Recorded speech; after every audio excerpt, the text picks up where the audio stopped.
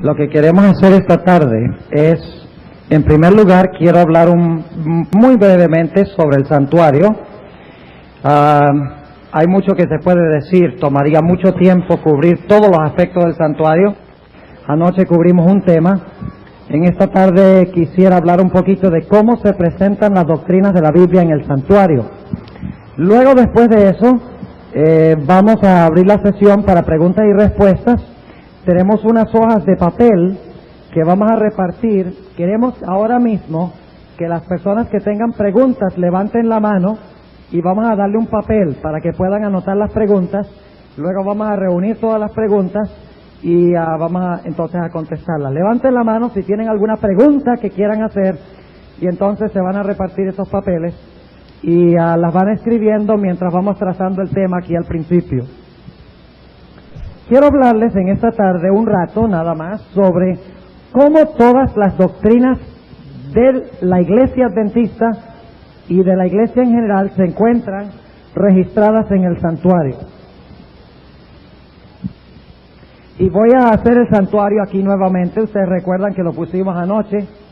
Vamos a hacerlo un poquito más grande. Tenemos aquí el atrio. Luego adentro tenemos el edificio en sí. Luego entonces tenemos 3 tribus en cada lado. Y entonces tenemos la entrada en el oriente del santuario. Es muy importante eso, la entrada al oriente del santuario. Entraba al atrio y había un mueble, y ese mueble era el altar del sacrificio. Aquí se sacrificaban los corderos, los toros, los machos cabríos, todas las diferentes clases de animales se sacrificaban en este altar. Luego, un poco más hacia la entrada del santuario, encuentra uno la fuente. Era un implemento como un receptáculo donde había agua adentro, tenía una tapa, y la tapa era un espejo, para que el sacerdote pudiera mirarse en el espejo para estar seguro de que había quedado completamente limpio antes de entrar al santuario. Y así que tenía un receptáculo, tenía un espejo encima que era la tapa, y luego tenía unas poncheras pequeñas que el sacerdote usaba para echar agua para limpiarse. Luego entonces tenemos en sí el tabernáculo del testimonio, que es el edificio que queda dentro del atrio, y ese edificio tenía 2 apartamentos. En el sur del santuario, en el lugar santo, se encontraba el candelabro de 7 brazos. Era la única luz del santuario. El santuario no tenía ventanas, o sea que la única luz del santuario radicaba en el candelabro, y en el lugar santísimo, en la Shekinah o en la gloria de Dios, alumbraba el lugar santísimo. Pero no había más luz en el tabernáculo sino el candelabro de 7 brazos, y en el lugar santísimo cuando Dios manifestaba su presencia a través de la Shekinah o la nube de gloria. Luego, en el norte del santuario, en el lugar santo, estaba la mesa con los 12 panes de la proposición. La mesa con los 12 panes de la proposición. Se llaman panes de la proposición porque eran panes que estaban en la presencia de Jehová. Otras versiones lo llaman los panes de la presencia porque están en la presencia de Jehová. 12 panes. Y vamos a hablar un poquito más sobre lo que representan los 12 panes. Luego entonces estaba el altar de incienso o el altar de oro. Era un altar que tenía cuernos. En cada una de las esquinas tenía cuernos. Y tenía también un implemento que se llamaba el incensario. Y el incensario lo usaba el sacerdote para mezclar incienso con la sangre. Y entonces mecía el incensario delante de Jehová con carbones tomados de este altar, el altar de oro o el altar de incienso. Luego entonces tenemos el lugar santísimo, el lugar de morada o de habitación de Dios. En el lugar santísimo se encontraba solamente un mueble que se conoce como el arca del pacto. En cada lado del arca del pacto se encontraba un querubín cubridor. Y la razón por la cual se llamaban querubines cubridores es porque sus alas se extendían por encima del arca y tocaban las alas por encima del arca y cubrían la presencia de Dios. Por eso se llamaban querubines cubridores, porque estaban en la presencia misma de Dios y con sus alas cubrían a Dios, o le daban sombra a Dios, por así decirlo. Yo no sé si ustedes han visto entre los egipcios que cuando el faraón se sentaba en su trono tenían como un abanico grande con plumas. Esa es la misma idea, solo que no son plumas de pájaros muertos, sino que estamos hablando de ángeles que cubren a Dios, literalmente. Ahora, dentro del arca, encima del arca estaba lo que se conocía como el propiciatorio, era la tapa del arca, y era concebido como el trono de Dios, porque la gloria de Dios se manifestaba en la tapa, en el propiciatorio. Ahora, dentro del arca se encontraba la tabla de la ley, con los 10 mandamientos de Jehová. Estaban en el fondo de el arca del pacto, lo cual significa que cuando Dios ocupaba su lugar encima del propiciatorio, el fundamento del trono de Jehová era su ¿qué? Era su ley. La ley era el fundamento del trono de Dios. Y Dios se sentaba sobre la misericordia y la justicia. La ley representaba la justicia y el propiciatorio representaba la misericordia, la combinación de las dos cosas. Ahora, en el tabernáculo del desierto también se encontraban 2 implementos más dentro del arca del pacto. Se encontraba la vara de Aarón, que floreció. Ustedes recuerdan ese episodio, una vara muerta que de repente brotó flores de almendra o de almendro. Y luego se encontraba también en el lugar santísimo un potecito del maná con el cual alimentó Dios a Israel durante 40 años en el desierto. Básicamente es el plano del santuario. 3 tribus en cada uno de los lados del santuario. La entrada al santuario era al oriente. Ahora, eso es muy importante. Todas las naciones de la antigüedad hacían su santuario con la entrada hacia el occidente, o con la entrada al occidente, por una razón muy importante. Y es que cuando ellos adoraban hacia su templo, tenían su rostro dirigido hacia ¿qué? Dirigido hacia el sol, porque los antiguos adoraban al Dios Sol. Pero Dios les dijo a Israel: ustedes no serán como las naciones paganas.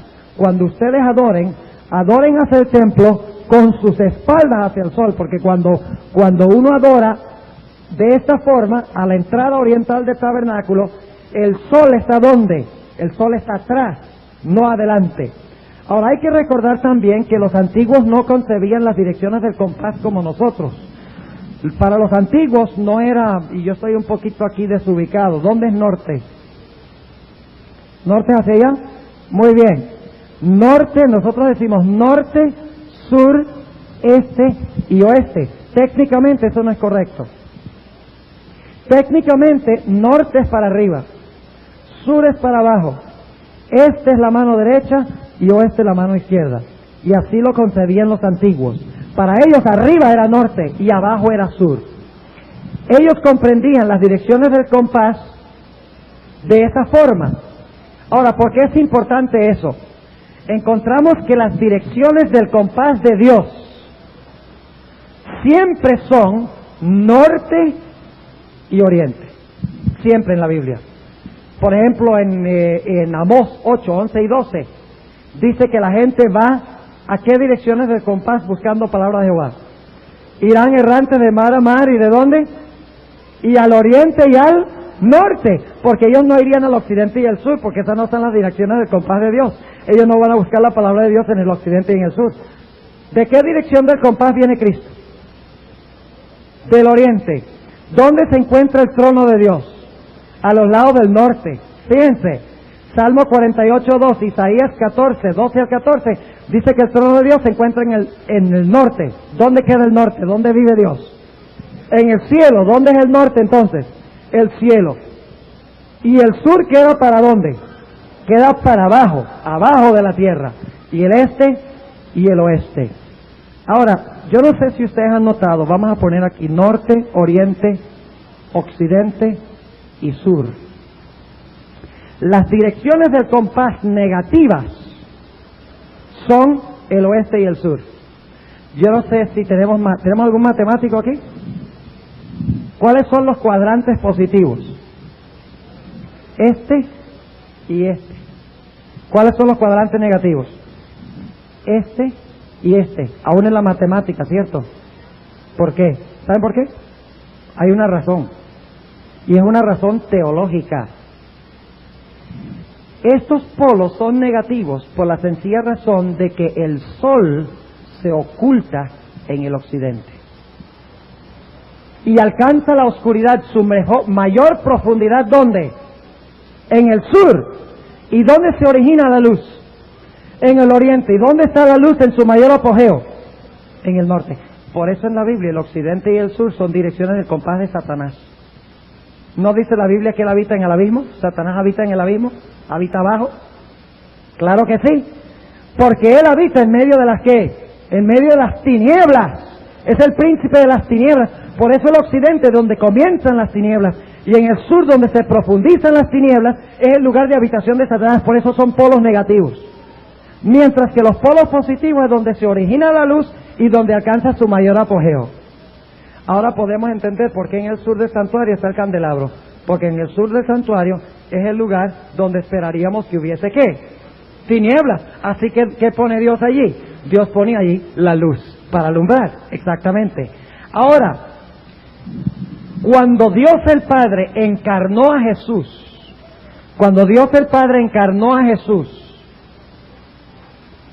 ustedes saben de qué estoy hablando, ¿verdad? Cuando el Padre, por un milagro del Espíritu Santo, el Espíritu Santo vino e implantó dentro de María de una forma incomprensible, misteriosa, que nunca podremos explicar, porque si lo pudiéramos explicar seríamos Dios, e implantó en el vientre de María, por un milagro tremendo, a Cristo Jesús y lo encarnó. ¿De qué dirección del compás trajo el Espíritu Santo ese, quién sabe qué será? ¿De dónde lo trajo? Y lo introdujo en el vientre de María. Vamos a leerlo en Lucas 1. Ahora fíjense, hermanos, fíjense esto. El campamento somos nosotros. Campamento somos nosotros. ¿Quiénes habitaban en el campamento? Los pecadores, ¿verdad? Israel. Los pecadores que necesitaban el santuario. ¿De dónde vino la salvación para los que habitaban en el campamento? ¿Por dónde esperaríamos que entrara para empezar su labor el que iba a salvar a Israel de sus pecados? Esperaríamos que entrara por el oriente. Ahora vamos a leerlo. Lucas 1. Lucas 1. Si ustedes querían saber de dónde se encarnó Jesús cuando vino la primera vez, sabemos que cuando venga la segunda vez, ¿vendrá de dónde? Vendrá del oriente, no hay ninguna duda. Pero ¿saben que la Biblia dice que Jesús en su primera venida también el Espíritu Santo lo trajo y lo introdujo en el mundo del oriente? El atrio, escuchen bien, el atrio del tabernáculo representa la tierra. El campamento y el atrio son la tierra. Porque nosotros los pecadores vivimos aquí en la tierra. Y la obra del atrio la desempeñó Cristo, ¿dónde? La desempeñó en la tierra. Por eso en el cielo uno lee Apocalipsis y no hay atrio. Y uno dice, bueno, ¿y por qué Apocalipsis no menciona el atrio? Porque cuando Cristo va para el cielo, después de su ascensión, va directamente al lugar santísimo. Apocalipsis comienza con Cristo en el lugar santo, ¿verdad? Empieza en el lugar santo y uno dice, bueno, ¿y el atrio qué? No tenía que haber un atrio en el cielo porque la labor del atrio la hizo Cristo en la tierra. Murió en la cruz, el altar representa la cruz y la fuente representa el bautismo de Cristo. En realidad representa el bautismo de Cristo, no el bautismo al comienzo de su ministerio, sino el bautismo al final de su ministerio. Cuando Cristo habló de su bautismo, estaba hablando de su ¿qué? Estaba hablando de su muerte. Recuerdan que vino la mamá de dos discípulos y le dijo a Jesús, mira, yo quiero que en el reino uno de mis hijos se siente en un lado y el otro en el otro lado. ¿Y qué le dijo Jesús a los discípulos? Le dijo, ¿ustedes pueden beber la copa que yo voy a beber? ¿A qué copa se refería Jesús? ¿Qué dijo Jesús cuando estaba en Getsemaní? Padre, si puede pasar esta copa de mí. ¿Qué estaba hablando? De su sufrimiento, de cargar los pecados. Él le dice, ¿ustedes van a poder sufrir como yo? Y luego les pregunta, ¿pueden ustedes ser bautizados con el bautismo que voy a ser bautizado yo? ¿A qué bautismo se refería Jesús? Si ya había sido bautizado al comienzo de su ministerio. Se refería al bautismo de su ¿qué? De su muerte. Porque, ahora fíjense bien, nosotros decimos que en el bautismo de Cristo, originalmente, decimos que Jesús se bautizó, Él no tenía que bautizarse, se bautizó para darnos un ejemplo. Pero hay más que eso. Jesús, cuando se bautizó, estaba dando una profecía de cómo iba a terminar su ministerio. El bautismo de Cristo era una profecía en cuanto a su muerte, sepultura y resurrección. Al final de su ministerio. Jesús, al comienzo de su ministerio, en su bautismo, estaba anunciando qué iba a hacer Él en la tierra. Que Él iba a morir, a ser sepultado y a resucitar al tercer día. Por eso le dijo Jesús a los discípulos: ¿pueden ustedes beber la copa que yo voy a beber? ¿Pueden ustedes ser bautizados con el bautismo que voy a ser bautizado yo? Y entonces ellos dijeron: podemos. Ellos no sabían qué estaban diciendo. Jesús les dijo: ciertamente la beberán y serán bautizados. ¿Y cómo murieron esos dos discípulos? Murieron muertes violentas, ¿verdad? Sí, bebieron la copa y sufrieron el sufrimiento de Jesús. Ahora, notemos Lucas 1 y el versículo 78. Muy interesante. ¿Por dónde entra Cristo al atrio para empezar su obra en la tierra? ¿Por dónde entra? Lucas 1. Y vamos a leer, y aquí está hablando ¿quién? Está hablando Zacarías, según el versículo 67, está hablando Zacarías. ¿Y qué dice Zacarías? Vamos a empezar en el versículo 68. Dice: bendito el Señor Dios de Israel, que ha visitado y hecho redención a su pueblo, y nos alzó un cuerno de salvación en la casa de David su siervo, como habló por boca de sus santos profetas que fueron desde el principio, salvación de nuestros enemigos y de mano de todos los que nos aborrecieron, para hacer misericordia con nuestros padres y acordándose de su santo pacto, del juramento que juró a Abraham nuestro padre que nos había de dar, que sin temor, librados de nuestros enemigos, le serviríamos en santidad y en justicia delante de Él todos los días nuestros. Y tú, niño, profeta del Altísimo, serás llamado. ¿A quién se refería? ¿A Juan el Bautista. Y luego sigue diciendo: porque irás ante la faz de ¿quién? ¿Quién es el Señor? Jesús. ¿Para hacer qué cosa? Para aparejar sus caminos. ¿Quién irá para aparejar los caminos? Juan el Bautista. ¿Los caminos de quién? Del Señor. Y luego dice el versículo 77, dando conocimiento del salud a su pueblo, ¿para qué? Para remisión de sus pecados, por las entrañas de misericordia de nuestro Dios, con que nos visitó de lo alto, ¿de dónde? Del oriente, para dar luz a los que habitan en tinieblas y en sombra de muerte, para encaminar nuestros pies por el camino de la paz. ¿De dónde fue encarnado Jesús? ¿Por qué dirección del compás entró Jesús a este mundo? Al atrio, para desempeñar su obra en el atrio. Entró por el oriente. La Biblia es precisa. Y cuando regrese, regresará ¿de dónde? Regresará del oriente. ¿Por qué regresará del oriente? Cuando Jesús salga del lugar santísimo, va al lugar santo y luego sale de la puerta del lugar santo. ¿Y a dónde va? Viene a la tierra a buscar a su pueblo, ¿no es cierto? Pero ¿sale por dónde? Sale por el oriente. Entró por el oriente y sale por el oriente, según las Sagradas Escrituras.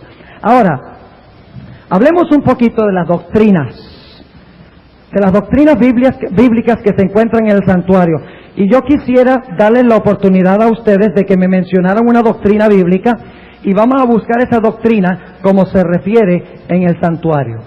A ver, ¿alguien tiene una doctrina de la Iglesia Adventista o cualquier doctrina bíblica? Allá atrás. La doctrina del milenio, muy bien. Esa, tal vez deberíamos haber comenzado con eso de último, pero lo podemos hacer rápidamente. Anoche hablamos de eso, ¿verdad? Anoche dijimos que el pecado era colocado sobre el Cordero, el pecado era introducido al lugar santo y depositado allí durante todo el año, pecados legales e ilegales. Y luego al final del año el sumo sacerdote entraba al lugar santísimo y tomaba los pecados sobre sí mismo. ¿Y qué hacía?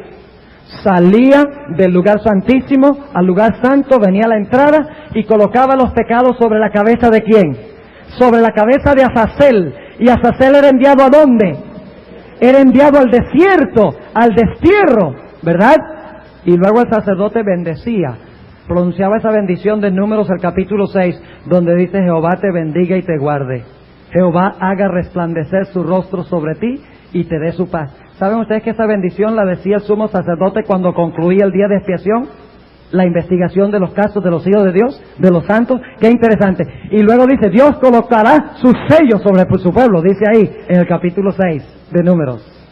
Así que encontramos aquí claramente reflejado que durante el milenio el diablo va a estar desterrado. En otras palabras, va a estar en el desierto.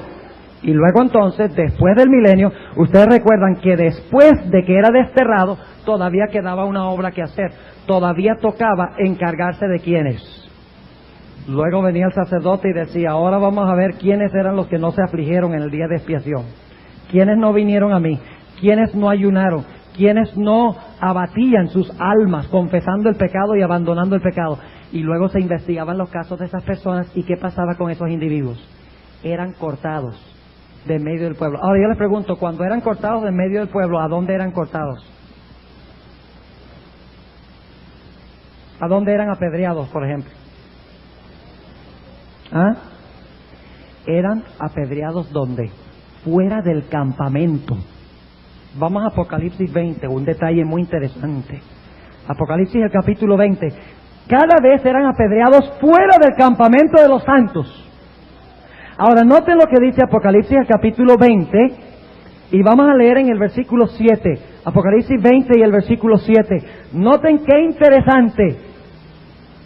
Y cuando los 1000 años fueren cumplidos, Satanás será suelto de su prisión y saldrá para engañar las naciones que están sobre los 4 ángulos de la tierra, a Gog y a Magog, a fin de congregarlos para la batalla, el número de los cuales es como la arena del mar. Y subieron sobre la anchura de la tierra y circundaron el campo de los santos. Se puede traducir también el campamento de los santos. Y la ciudad amada. ¿Dónde están los impíos? ¿En el campamento o afuera del campamento? ¿Dónde son sacrificados? Gog y Magog, según leímos en Ezequiel 39 anoche. Son víctimas del sacrificio de Dios fuera del campamento, como dice aquí, porque están afuera. ¿Y dónde son quemados? Son quemados fuera del campamento.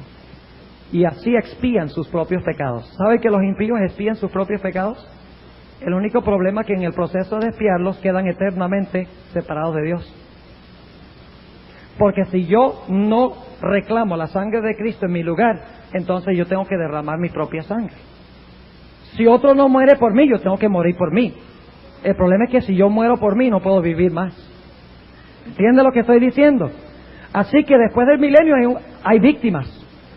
Anoche leímos cómo los mismos animales que menciona Ezequiel, el capítulo 39, son los animales que se usaban en los servicios del santuario. Y se les llama víctimas. Y Dios dice: tengo un sacrificio. Es el sacrificio de los impíos, que están expiando sus pecados por su muerte. Porque los pecados de ellos no son colocados sobre Azazel. Porque ellos, en vez de decidir colocarlos en el santuario, cubiertos por la sangre de Cristo, decidieron quedarse con sus propios pecados. Por lo tanto, sufren y mueren con sus propios pecados. ¿Ven cómo está la doctrina del milenio en el santuario? Está claramente enunciado cómo Dios se encarga de los pecados de Satanás y de los pecados de los impíos. Y es después del milenio, después que se tratan los casos de los santos, luego se trata Satanás, se destierra, y luego con los impíos. ¿No es ese el orden que presenta la Biblia? El juicio comienza ¿dónde? En la casa de Dios. Después que Dios termina con la casa de Dios, ¿qué hace? Satanás es desterrado ¿por cuánto tiempo? Por 1000 años. ¿Y luego qué pasa con los impíos? Son cortados de medio del pueblo. Qué interesante la Biblia tan precisa que es, ¿verdad? En la doctrina del juicio investigador. Otra doctrina, a ver. Hoy, estamos en problemas ahora. La no inmortalidad del alma. Tengo una respuesta para eso. Yo sabía que esa pregunta iba a venir. Hermanos, déjenme decirles esto. Las doctrinas que el mundo protestante y católico no quiere aceptar están aquí, en el lugar santísimo. ¿La mayoría de las iglesias creen en la muerte de Cristo? ¿Ah? ¿La mayoría de las iglesias creen en el bautismo? Bueno, algunos dicen por inmersión o algunos dicen por aspersión o por infusión. ¿Pero creen en el bautismo algo, por lo menos? Sí. ¿Creen que debemos asimilar la Biblia, el pan de vida? ¿Creen en el Espíritu Santo? ¿Creen que debemos orar y que nuestras oraciones deben ir mezcladas con la sangre y los méritos de Cristo? ¿Sí o no? Claro que sí. Hasta este punto, la iglesia adventista no tiene nada distintivo, nada especial. Porque la mayoría de las iglesias cree todo esto. La humanidad de Cristo, la mayoría de las iglesias creen la humanidad de Cristo. Claro que sí. ¿Cómo se expresa en el santuario la humanidad de Cristo? El santuario por fuera era feo. La belleza del santuario estaba dentro. Ustedes han leído en Isaías 53:2, donde dice que no hay parecer en él que le deseemos, hablando de Cristo.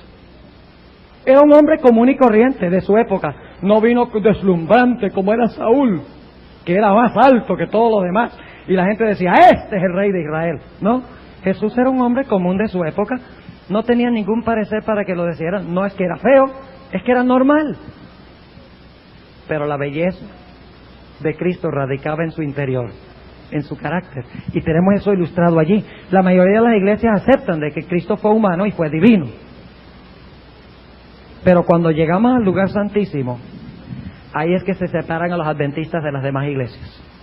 ¿Por qué? Porque nosotros los adventistas enseñamos que Cristo entró aquí en 1844. Por lo tanto, la iglesia adventista que entró con Cristo tiene doctrinas que los demás no tienen. ¿Entienden lo que estoy diciendo? El carácter especial y distintivo de los adventistas se encuentra aquí. No aquí ni aquí. Porque esto habla de la justificación. El atrio habla de la justificación. El individuo traía el cordero, colocaba sus pecados sobre el cordero recibía los pecados y el pecador se iba justificado o perdonado a su casa. Justificación. ¿Verdad? En otras palabras, otro moría para que yo no tenga que morir. Eso es justificación. Eso es perdón. La misma cosa, dice la hermana White. Justificación y perdón. El individuo se iba a su casa perdonado, porque sus pecados fueron colocados sobre otro, aunque no pertenecían a ese otro, pertenecían al pecador. Pero por amor el Cordero los tomó sobre sí mismo. Esa es la justificación. Pero ese es solamente el primer apartamento. Luego después el pecador tenía que entrar a través del sacerdote en un proceso de santificación, asimilando la palabra, comiendo la palabra, recibiendo la luz del Espíritu Santo. Y si peca, confesando sus pecados para que sean mezclados los méritos de Cristo con las oraciones de los santos, para que reciban ¿qué? A través de Cristo Jesús, para que reciban perdón. Hasta aquí la iglesia adventista no es tan diferente que las demás iglesias. Pero aquí en el lugar santísimo radica la gran diferencia. Toman, por ejemplo, citas del Nuevo Testamento, donde en el Antiguo Testamento se le atribuye a Jehová. Es ineludible el hecho de que si Jesús es el Jehová del Antiguo Testamento, Jesús es eterno, porque Jehová es eterno. Un ejemplo de eso es Filipenses 2, 9 al 11, donde dice que en el nombre de Jesucristo toda rodilla se doble y toda lengua confiese que Jesucristo es el Señor, para la gloria de Dios al Padre. Es una cita de Isaías 45, 23. Donde Dios, Jehová, dice, ante mí se doblará toda rodilla y toda lengua confesará. Una cita directa. En el Antiguo Testamento dice que es Jehová, en el Nuevo Testamento dice que es Cristo. Y hay muchas citas semejantes a esas. Yo les recomiendo, si quiere la serie completa, consíguela. Es muy, muy buena esa serie de citas. Hay muchas citas del Antiguo Testamento que se le atribuyen a Jesús. Además de eso, en el Nuevo Testamento a Jesús se le llama el pastor. En el Antiguo Testamento el pastor es Jehová, Ezequiel 34. En el Nuevo Testamento Jesús dice, yo soy la vid. En el Antiguo Testamento Dios pretende ser la vid. En el Nuevo Testamento Cristo dice, yo soy la luz. En el Antiguo Testamento Jehová es la luz. ¿Sí, hermana?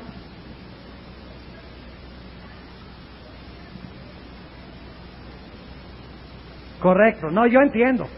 Yo entiendo que el problema no es con usted. Pero por eso le estoy dando algunos ejemplos de cosas que la Biblia enseña en cuanto a la divinidad de Jesús, que puede usar. Y el pastor Gambetta en la serie se presenta muchas de estas cosas, y le será de mucho valor trabajando con los testigos. Dios tiene muchos hijos sinceros entre los testigos también, pero tenemos que aprender a trabajar con ellos. Yo he encontrado que uno de los métodos principales para alcanzar a los testigos es trabajar con su propia Biblia y hundirlos con su propia Biblia. Tenemos que conocer la Biblia de los testigos de Jehová y mostrarles las contradicciones en su propia Biblia. Y cuando ellos ven estas contradicciones dicen, ve, qué raro, esto contradice aquello. y entonces empiezan a tomar conciencia y están dispuestos a escuchar otras cosas. Para mí lo primordial es minar la confianza que ellos tienen en la Biblia especial de los Testigos de Jehová. Y hay un cassette de la serie del Pastor Gambetta que trata exclusivamente sobre la Biblia de los Testigos de Jehová, la versión del Nuevo Mundo. Bien, si no tienen más doctrinas, callen para siempre. Vamos a tomar las preguntas. Vamos a tomar ahora viene la parte interesante. Ahora viene lo bueno. Aquí hay una pregunta que se puede contestar más o menos rápido. Es un comentario más que una pregunta. Me gustaría que hablara a nosotros los padres sobre si se debe o no ver televisión. E indique si se puede ver, qué tipo de programas se deben ver, pues me preocupa como madre.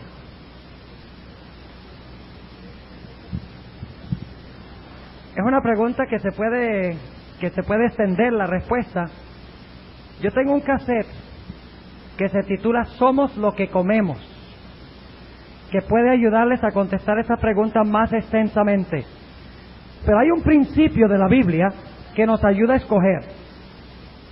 Y ese principio está en Filipenses 4:8. Filipenses 4:8.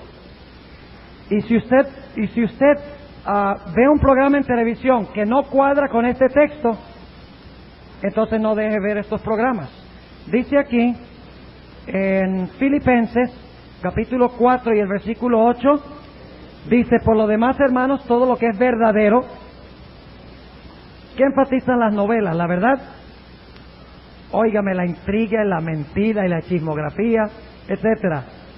Dice: por lo demás, todo lo que es verdadero, todo lo honesto, todo lo justo, todo lo puro, todo lo amable, todo lo que es de buen nombre, si hay virtud alguna, si hay alguna alabanza, en esto pensar.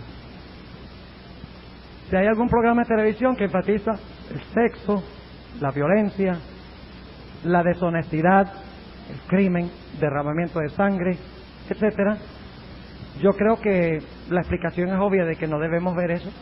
¿Qué creen ustedes? Porque por la contemplación somos, ¿qué? Transformados. Hermano, cuando usted está grabando, ¿verdad? Usted está grabando. Cuando usted hace el playback y lo vuelve a tocar, ¿qué sale en el cassette? ¿Lo mismo que le metí? Exactamente lo mismo. El hombre funciona igual.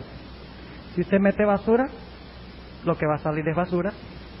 Ese es un principio de la vida. Si ustedes meten violencia, lo que va a salir es violencia.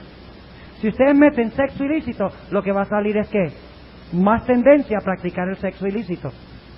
Yo relato una experiencia en Colombia. Una vez mostraron una película de un karateca, de Bruce Lee. ¿Saben de quién estoy hablando? ¿Cuántos saben de quién estoy hablando? Oh, está bien. Me doy cuenta que hay bastantes cineastas y teleastas aquí. Yo no la vi, pero cuando llegué al auditorio y terminó la película, los muchachos salieron y dando patadas y dando caratazos por todas partes. Y yo dije, ¿qué es esto? Ah, no, es que acabaron de mostrar una película de Bruce Lee. Por la contemplación habían sido, ¿qué? Transformados. Una ilustración sencilla.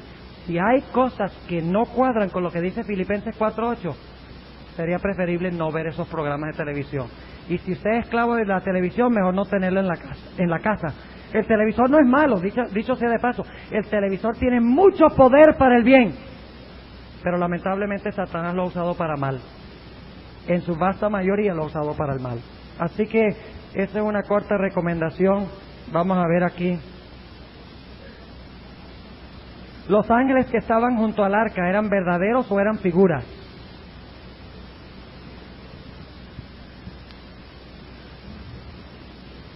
En el santuario celestial, me imagino que están preguntando, ¿verdad? No en el santuario terrenal. En el santuario celestial habían ángeles bordados en el velo. Según primeros escritos, páginas 251 y 252, la hermana White dice que en el santuario celestial hay ángeles bordados. Y dice que en el lugar santísimo hay ángeles labrados en oro. Lo único es que en el cielo hay dos cosas. está el símbolo y la realidad. Igual que cuando Cristo vino a la tierra estaba el sacrificio del Cordero y Cristo, el verdadero sacrificio del Cordero. En el cielo se encuentran las dos cosas. Algunos dicen, ¿para qué un templo allá si Cristo es el templo? Cristo es el pan, Cristo es la luz, Cristo es el altar, Cristo es todo lo que representa el santuario. Eso es cierto, pero en el cielo hay un santuario. Inclusive, imagínense, ángeles bordados en el velo. Ahí tenemos el ministerio de los ángeles, ¿ves? Cuando subía el humo por el velo, significaba que nuestras oraciones son llevadas por ¿quiénes? El humo subía por el velo y bordados en el velo estaban los ángeles. O sea que nuestras oraciones son llevadas a Dios por medio del ministerio de ¿quiénes? De los ángeles. Y ellos nos vuelven a traer ¿qué? La respuesta de Dios. Por eso había ángeles bordados en el velo subiendo y bajando. Pero en el cielo está la realidad y está Cristo, quien es lo que es simbolizado o el que simboliza el santuario. Cristo es todo lo que representa el santuario, en otras palabras, pero el santuario está allí. Porque si no, ¿cómo es que Dios le dice a Moisés, te digo que hagas todo de acuerdo al modelo que te fue mostrado en el monte? Y déjeme decirles algo, el modelo que Dios le mostró a Moisés en el monte no era el santuario celestial, era un modelo del santuario celestial, era una maqueta. ¿Saben qué es una maqueta? Cuando van a hacer un proyecto de construcción, primero hacen un ¿qué? Hacen un modelo en miniatura. Ustedes miran el modelo y saben más o menos cómo va a ser ¿qué? Cómo va a ser la realidad. Pero con el santuario Dios hizo lo opuesto. Él tenía la realidad e hizo una maqueta para que pudiéramos entender el santuario real. ¡Qué tremendo! Al contrario, ya tenía el proyecto mayor y le dice al hombre, yo quiero que tú entiendas cómo es ese proyecto mayor, cómo es ese santuario. Y por lo tanto mandó a hacer un modelo en miniatura del santuario celestial. Pero el santuario celestial es infinitamente más glorioso, aún que el templo de Salomón. Es mucho más grande. Los cielos no pueden contener a Dios, según dice la Biblia. Es demasiado grande. El santuario celestial es inmenso. Y fíjense, por ejemplo, en el tabernáculo en el desierto había, por ejemplo, un solo candelero de 7 brazos. En el templo de Salomón había 10. En el tabernáculo del desierto había una mesa de panes. En el templo de Salomón habían 10. Entonces decimos, bueno, ¿cómo así? Dios le dijo a Moisés que hiciera todo de acuerdo al modelo que vio en el monte, y también Salomón dice que él hizo todo de acuerdo al modelo que le mostró Dios.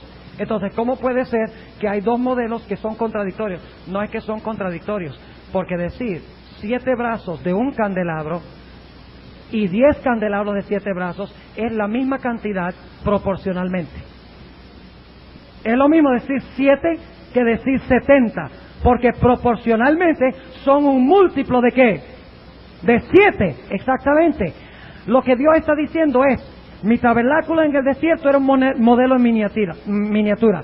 El templo de Salomón era un modelo de más grande escala, pero el del cielo es infinitamente mayor, aunque el del desierto o que el templo de Salomón. ¿Entienden lo que estamos diciendo? Otro ejemplo, un retrato. Si ustedes no han visto a alguien y ven un retrato, ¿saben algo en cuanto a esa persona, más o menos? ¿Saben si es gordito, flaquito? ¿Bonito, feito? ¿Qué color de cabello? ¿Qué color de ojos? Si es una foto en color. ¿Saben bastante en cuanto a la persona? ¿Saben algo en cuanto a la persona? Claro que sí. ¿La foto es la persona? No, porque en ese cuadrito cabe una persona de 6 pies. Es una miniatura. Pero ahora les pregunto, ¿para ver a alguien en la foto tiene que haber alguien en la vida real que proyectó la foto? ¿O es que uno puede tener una foto imaginaria de algo que no existe? Bueno, un pintor lo puede hacer, pero ustedes no pueden sacar un retrato de una persona si la persona no existe. Así es con Dios. Dios dio en la tierra un retrato que es chiquito, como una foto, pero el original está en el cielo. Dice que las cosas terrenales eran sombras de las celestiales. ¿Cuántos de ustedes han visto una sombra que no hay nada que la proyecte? Cuando yo me paro y la luz me pega atrás, yo proyecto una sombra. Cuando la gente ve la sombra, saben que hay un objeto real que proyecta ¿qué? La sombra. ¿Puede haber una sombra sin un objeto que proyecte la sombra? ¡Claro que no! Ahora yo les pregunto, ¿puede haber un santuario terrenal que es la sombra si no hay un original? que está proyectando la sombra? Claro que no. O usemos un mapa de Puerto Rico. Yo conozco todo Puerto Rico, al derecho y al revés. No porque he estado, sino porque lo he visto en un mapa. ¿Pueden ustedes conocer básicamente todo lo de Puerto Rico mirando un mapa? ¿Dónde están los ríos? ¿Dónde están las montañas? ¿Dónde están las ciudades? ¿En dónde está localizado el mar? ¿Pueden saber básicamente todo de Puerto Rico? ¿Sí o no? Claro que sí. ¿Qué existió primero, Puerto Rico o el mapa? ¿Pueden tener un mapa de Puerto Rico si no existe Puerto Rico? ¿Pueden tener una miniatura de Puerto Rico si no existe Puerto Rico? No. De la misma forma, como el santuario terrenal es como un mapita, y el santuario celestial es la realidad. Y si ustedes no tienen una realidad, ¿para qué se hizo la sombra en la tierra? ¿Entienden lo que estamos diciendo? Así que sí hay un santuario celestial, real, literal. ¿Ok? Vamos a ver aquí.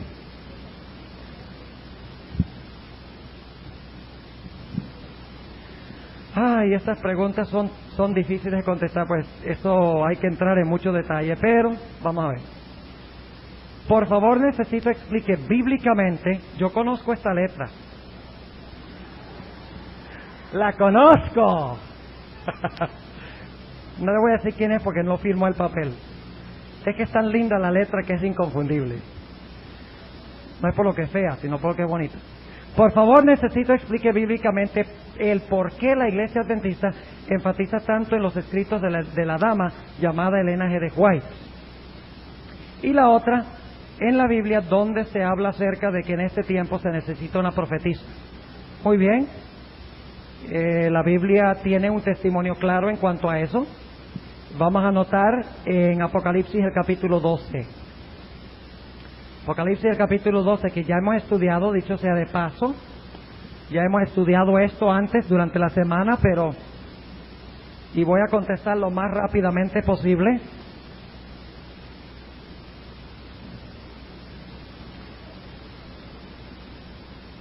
Hay tanto que se podría decir de esto,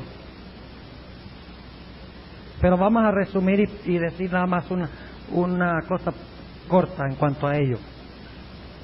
¿Ustedes recuerdan que estudiamos Apocalipsis 12 durante esta semana? Vimos que Apocalipsis 12 presenta varias etapas en la gran controversia entre el bien y el mal. Relata la etapa cuando Lucifer cayó del cielo.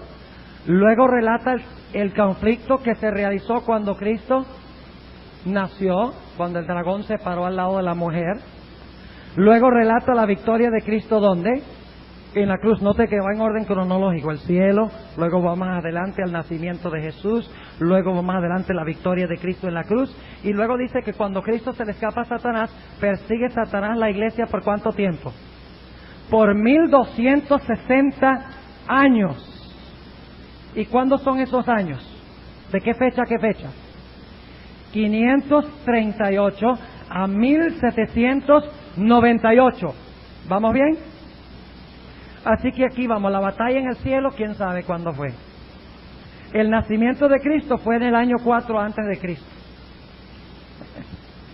Ustedes saben, hubo un error cronológico allí. Cristo nació 4 años antes que naciera, cronológicamente, realmente, ¿no?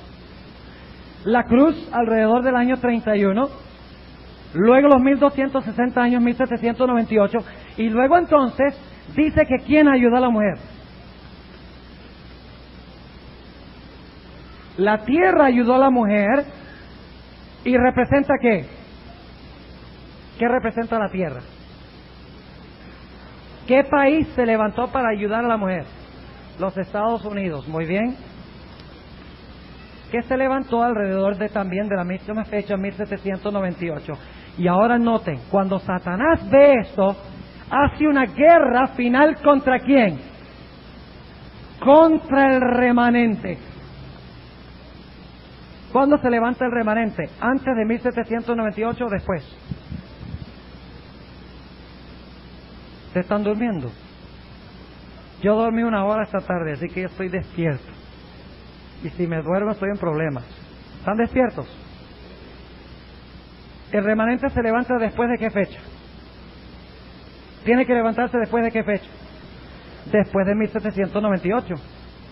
porque la tierra ayuda a la mujer cuando se levanta los Estados Unidos. Lo cual significa que la guerra del remanente, el levantamiento del remanente, tiene que venir después de 1798. ¿Entiende lo que estamos diciendo? Ahora, ¿qué va a odiar Satanás del remanente? Vamos a Apocalipsis 12. ¿Qué es lo que va a odiar Satanás del remanente después de 1798? Dos cosas. Y lo ubica cronológicamente. Lo estamos ubicando en la historia. ¿Cuándo se va a levantar esto? Es después de 1798. Dice en Apocalipsis 12, 17. Entonces, ¿qué significa entonces? Después, como resultado. Entonces el dragón fue airado contra la mujer, porque la tierra ayudó a la mujer, ¿verdad? Se acabó la persecución. Entonces el dragón fue airado contra la mujer y se fue a hacer guerra contra los otros de la simiente de ella, es decir, contra el remanente de la simiente de ella. La palabra loipos en el griego, lo que queda, lo que resta de la mujer. ¿Y cuáles características tiene la mujer? La iglesia verdadera, después de 1798. Primero, guarda los mandamientos de Dios. ¿Qué odia Satanás? Los mandamientos de Dios. Porque Satanás no pelearía contra la mujer si la ley hubiera sido clavada en la cruz. ¿Qué odia Satanás de la iglesia? Que la iglesia guarda los mandamientos de Jehová. Entonces yo les pregunto, ¿fue la ley clavada en la cruz? ¿Cómo puede la ley ser clavada en la cruz si el diablo la odia tanto? A los que guardan los mandamientos. La Biblia nos dice que Satanás aborrece los mandamientos y aborrece los que guardan los mandamientos. Y las personas que enseñan que la ley fue clavada en la cruz, Satanás no las va a perseguir a ellos. Ellos van a ser los perseguidores, no los perseguidos. Pero hay otra cosa que tiene el remanente después de 1798. ¿Y qué es lo que tiene? Y tienen, noten, guardan una cosa, pero tienen otra en su medio. ¿Qué tienen? El testimonio de Jesucristo. ¿Qué es el testimonio de Jesucristo? Apocalipsis 19:10. Apocalipsis 19:10. Yo me eché a sus pies para adorarle. Se aparece un ángel, Juan se arrodilla para adorarlo. ¿Y qué le dice el ángel? Él me dijo, mira que no lo hagas. Yo soy siervo contigo, y ahora escuchen bien, y con tus hermanos que tienen el testimonio de Jesús. Yo soy siervo contigo y con tus hermanos que tienen el testimonio de Jesucristo. Lo mismo que dice Apocalipsis 12:17. Ahora, ¿qué es el testimonio de Jesucristo? Sigue diciendo, adora a Dios, porque el testimonio de Jesús es el espíritu de la profecía. De ahí saca la iglesia adventista el nombre para la hermana White, habla de los libros del espíritu de profecía. Es un término bíblico. Ahora leamos Apocalipsis 22:9. ¿Recuerdan la escena del 19:10? Dice, viene un ángel, no me adores. Yo soy siervo contigo y con los que tienen el testimonio de Jesucristo. Adora. El testimonio de Jesucristo es el espíritu de profecía. Ahora noten Apocalipsis 22. Y el versículo 8. Yo, Juan, soy el que ha oído y visto estas cosas, y después que hube oído y visto, me postré para adorar delante de los pies del ángel que me mostraba estas cosas. La misma escena. Y él me dijo, mira que no lo hagas. ¿Es lo mismo? Sí, mira que no lo hagas. Porque yo soy siervo contigo y con tus hermanos los profetas. En Apocalipsis 19:10 dice, yo soy siervo contigo y con los que tienen el testimonio de Jesucristo. Aquí dice, yo soy consiervo tuyo y con tus hermanos los profetas. Entonces, ¿qué es el testimonio de Jesucristo? Es ser un ¿qué? Un profeta de Dios. ¿Se iba a levantar un profeta de Dios después de 1798? ¿En relación con el remanente? Sí. ¿Cuál es el remanente de Dios? Los que guardan los mandamientos de Dios. ¿Cuál es la iglesia que hoy dice que debemos guardar todos los mandamientos, incluyendo el sábado? ¿Cuál es la iglesia que tiene muchos libros escritos por una profetisa de Dios llamada para conducir a su pueblo a través de las tremendas crisis del mundo al final de la historia, la Iglesia Adventista del Séptimo Día. Nosotros no creemos en los escritos de la hermana White sencillamente porque se nos ocurre creerlo. Creemos en los escritos de la hermana White, que son de Dios, no en la hermana White. Nosotros no creemos en la hermana White. Nosotros creemos en los escritos de la hermana White, que es diferente. Creemos en el espíritu de profecía. Creemos en la pluma inspirada. No creemos en la mujer. Yo no digo, yo creo en Isaías o yo creo en Jeremías. Creemos en los mensajes de Isaías y de Jeremías. Los adventistas creemos que Dios levantó el linaje de White en armonía con el calendario profético. Y la Biblia lo indica en Apocalipsis capítulo 12. Se levantó la hermana Elena de White, Dios la llamó en el año 1844. Vaya coincidencia, el mismo año que entró Cristo al lugar santísimo. Qué coincidencia tan grande, accidental eso, ¿verdad? Y no es coincidencia que cuando se levantó el protestantismo apóstata, representado por los Estados Unidos, cuando la Revolución Francesa levantó al materialismo, o materialismo dialéctico, el comunismo, y cuando cayó el papado, que luego iba a resucitar, que Dios dice, bueno, yo tengo que tener un pueblo que desenmascare a estos tres. Y poco después de que estos tres poderes entraran a la prominencia en el tiempo del fin, Dios levantó también a su pueblo en el tiempo del fin, para hacerles frente unido y para denunciar esta unión. ¿Está claro? El espíritu de profecía es una doctrina bíblica, no es una doctrina que nosotros inventamos. Muy bien. Hay un montón de preguntas aquí, oiga. Vamos a leer. Es que no sé ni dónde comenzar. Aquí hay suficiente para escribir un libro. ¿Por qué la iglesia adventista de hoy no es tan firme con respecto a las normas pro salud, habiendo tanto peligro en no hacerlo? ¿Qué creen ustedes?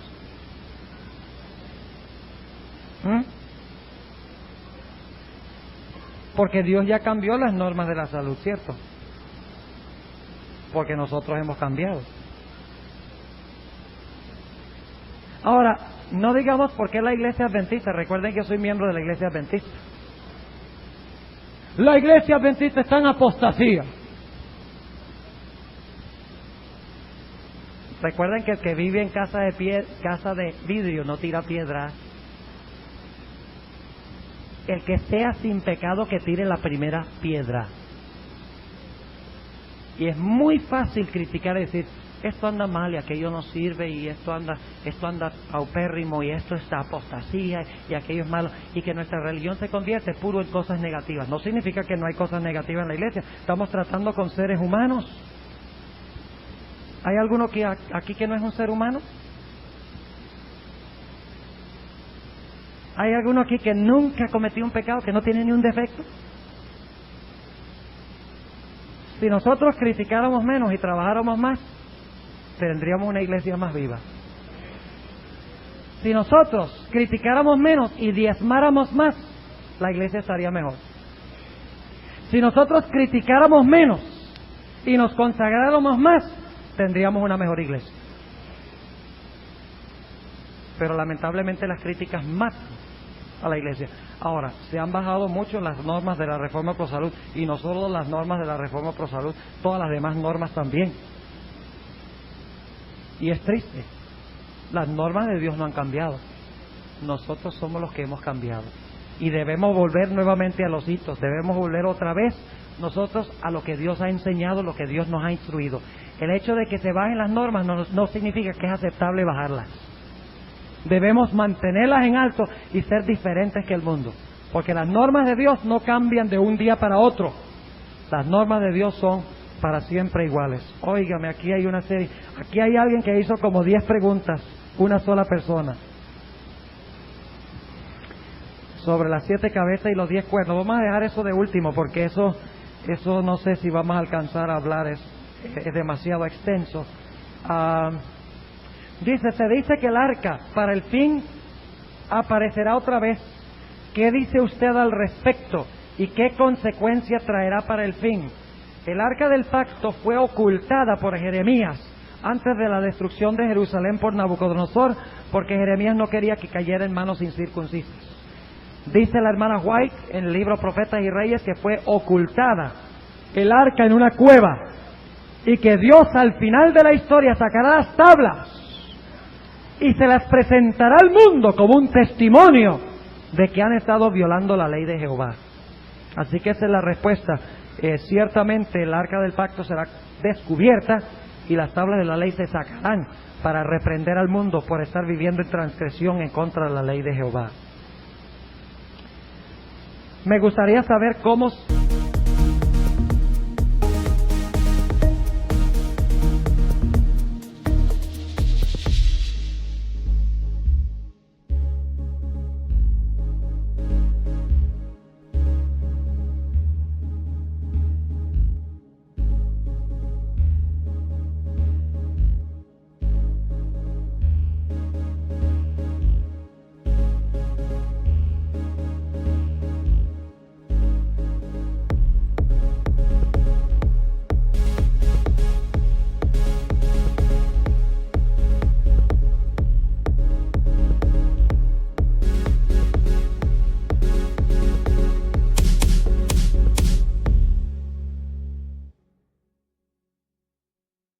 Me gustaría saber cómo saber si Cristo ha perdonado mis pecados. Estoy arrepentida. Amén. Tus pecados son perdonados. Hermanos y hermanas, nosotros no somos perdonados porque nos sentimos perdonados, sino porque Dios lo dice. Olvidémonos de nuestros sentimientos. Yo tenía una señorita una vez en un distrito donde yo pastoreé. Esa mujer me llamaba día y noche, venía a la casa día y noche. Había vivido una vida muy lóbrega y estaba viviendo en ciertos pecados, problemas de naturaleza moral, sexual. Y todo el tiempo venía a la casa y decía, pastor, esto es terrible y yo no me siento perdonada. Yo le dije, olvídese de sus sentimientos. ¿Se ha arrepentido, ha pedido perdón? Me dice, sí. Entonces está perdonada porque Dios lo dice. Nada tiene que ver con sentimientos. El problema es que a veces Dios nos perdona a nosotros, pero nosotros no somos capaces de perdonarnos a nosotros mismos. Ese es el gran problema. Como Jacob, ¿recuerda la experiencia de Jacob? Lo perdonó Dios cuando le dio el sueño de la escalera.